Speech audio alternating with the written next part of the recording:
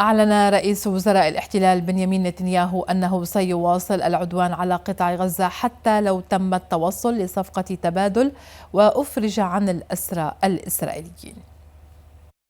האם אנחנו יכולים לסמוך עליך? האם אתה מספיק חזק כדי פעם אחת לסיים את האירוע הזה ולהגיע לניצחון מוחלט על חמאס, חיזבאללה והאיום האיראני? אני חזק משום שעם ישראל בחזק, ואני בא בשליחותו. ואני רוצה שנבין בדיוק מול מה אנחנו עומדים. אנחנו במלחמה מול 7 חזיתות. מול החמאס, החיזבאללה, החות'ים, המיליציה בעיראק, המיליציה בסוריה, ביהודה ושומרון הטרור, ואיראן שעומדת מאחורי הכל ורוצה ללפות אותנו בעצם בטבעת חנק. אתה יודע, השליט של איראן, חמינאי, הוא מכריז במצייץ פעמיים ביום בערך.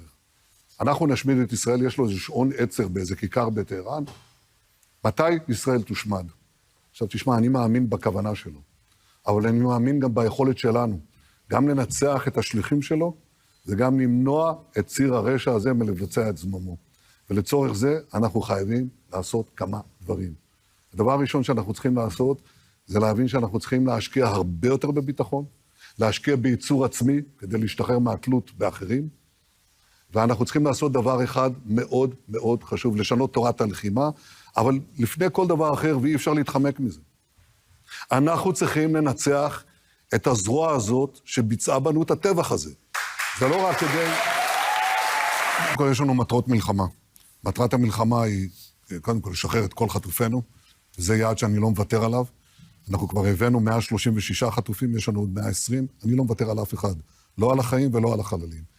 והדבר השני, כמובן, לחסל את היכולות הצבאיות והשלטוניות של החמאס, ושניהם שלובים. אנחנו צריכים לעשות את זה מתוך השטח, ורק כך נמנע בעצם את הסיכוי שעזה תהפוך שוב לאיום על ישראל.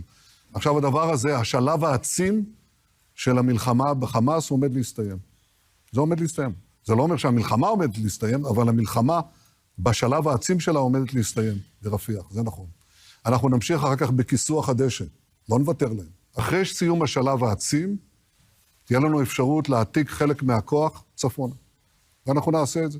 קודם כל למטרות הגנה, ושנית, כדי להחזיר גם את התושבים שלנו הביתה.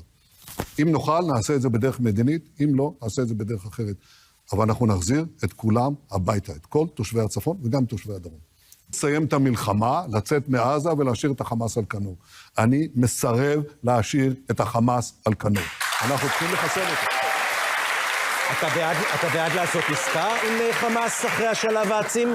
תחזור לשאלה. אתה בעד לעשות עסקה עם חמאס אחרי השלב העצים, שמשמעותה התחייבות להפסקת המלחמה? לא, אני לא מוכן להפסיק את המלחמה ולהשאיר את החמאס על כנו. אני מוכן לעשות עסקה חלקית, זה לא סוד, שתחזיר לנו חלק מהאנשים, אבל אנחנו מחויבים להמשיך את המלחמה לאחר הפוגה, כדי להשלים את היעד של חיסול החמאס. על זה אני